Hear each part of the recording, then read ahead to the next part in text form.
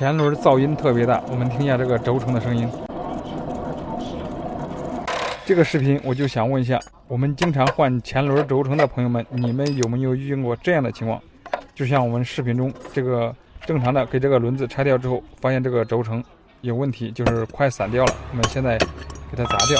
里边这个轴承很轻松就砸掉了，但是我们砸外边这个轴承呢，就是经常会出现这个情况，把这个轴承的内圈给砸掉了，外圈留在了这个钢圈上面，非常的不好砸掉。最近呢，我发现一个特别好用的工具，就是这个轴承的拆卸工具。你看，直接就可以从这边刚好这个套住这个轴承的外边，直接用锤子砸几下，直接就砸掉了。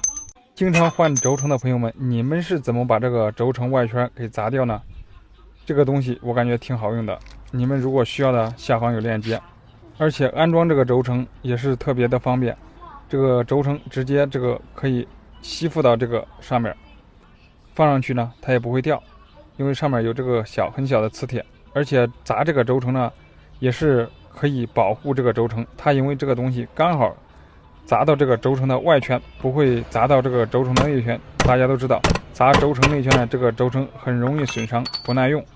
但是没有这个东西之前呢，我给大家分享一下，我是用这个21号的这个套筒